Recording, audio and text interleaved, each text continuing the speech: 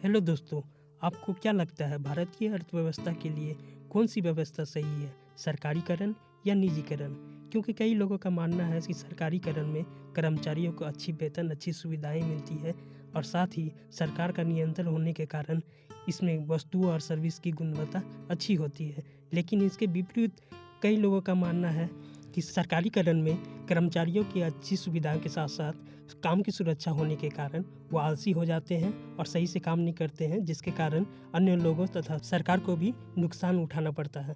और निजीकरण में कुछ लोगों का कहना है कि निजीकरण में वस्तुओं और सेवाओं की गुणवत्ता अच्छी रहती है और साथ साथ कर्मचारियों की वेतन भी अच्छी मिलती है। लेकिन उनके विपरीत कई लोगों का कहना है कि निजीकरण में उनसे अधिक काम कराए जाते हैं और उसे अधिक वेतन भी नहीं दी जाती है। दोस्तों, आप किस राय से सहमत हैं? कृपया कमेंट करके बताएं। मेरे अनुसार भारतीय अर्थव्यवस्था के लिए दोनों व्यवस्था जरूरी है। भारत जैसे देश में जहां 60% से अधिक लोग कृषि पर निर्भर हैं, वहां पर सरकारीकरण और निजीकरण का कंपटीशन होना बहुत ही जरूरी है। हमारे देश के लिए सरकारीकरण क्यों जरूरी है, इसे जानने के लिए मैंने कुछ फल वाले, सब्जी वाले और मजदूरों से बात की और मैंने उससे कुछ सवाल किए, जैसे कि सरकारें जो भी सरकारी संस्थाएं हैं उनको प्राइवेट करती जा रही है। क्या आपके अनुसार ये सरकारें सही कर रही है या गलत?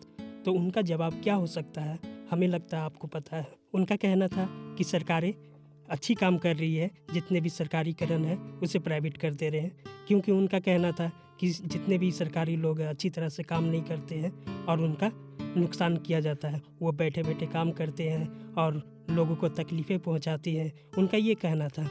लेकिन जब मैंने उनसे कुछ सवाल और किए, जैसे कि आप अपना और अपने परिवार का इलाज किस अस्पताल में कराते हैं, सरकारी या प्राइवेट? तो उनका कहना था सरकारी। और फिर मैंने सवाल किया कि आप अपने बच्चे का किस स्कूल में पढ़ाते हैं, सरकारी या प्राइवेट? तो उनका कहना था सरकारी। मैंने फिर एक सवाल किया कि यदि आपके पास सरकारी और प्राइवेट बस आए तो आप किसे पहले लेना पसंद करेंगे?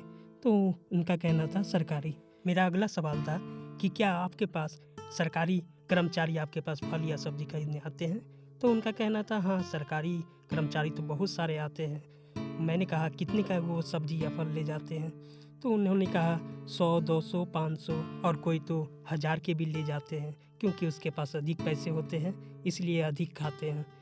तो मैंने कहा कि यदि सरकारें जो है, जितनी सरकारी संस्था है उसे प्राइवेट कर दे तो आपको क्या लगता है कि वे आपके पास आएंगे या आपको वो सुविधाएं मिलेगी? क्योंकि कई लोगों का कहना है यदि प्राइवेट होती है तो बड़ी बड़ी कंपनियां आएंगी तो सारे जितने भी सरकारी कर्मचारी है उसका छटनी करेंगे, क्योंकि वो बड़े बड़े मशीनें लाएंगे और ख़ास करके जितने भी कर्मचारी काम करेंगे उससे अच्छी सैलरी भी नहीं दी जाएगी। तो क्या वो आपके पास आएंगे फल लेने, जो 1000 के सब्जी और फल ले जाते हैं? तो उनके पास कोई जवाब नहीं था।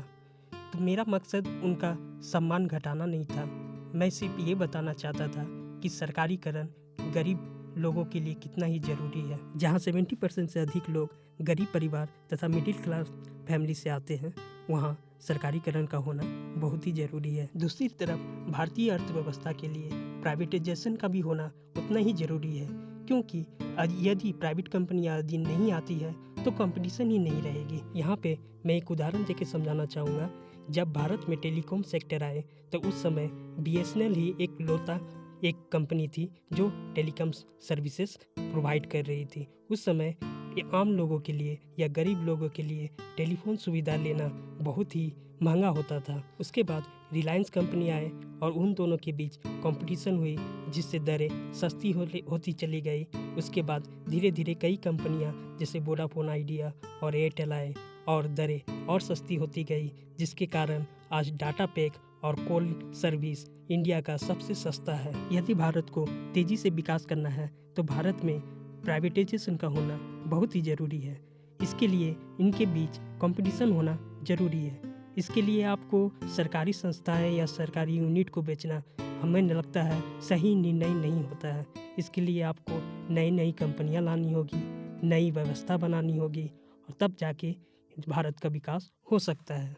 यदि आप भारत की तुलना चीन या अमेरिका से करते हैं तो आपको देखना होगा कि चीन या अमेरिका जैसे देश में जहां 70% से अधिक लोग प्राइवेट से जुड़े हैं, इस व्यवस्था को बनाने के लिए भारत को भी वो अर्थव्यवस्था बनानी होगी जहां अधिक से अधिक लोग प्राइवेट से जुड़ पाए, तब जाके भारत का विकास हो सकता है। आपको क्या लगता है? आप भी कमेंट करके ज़रूर बताएं।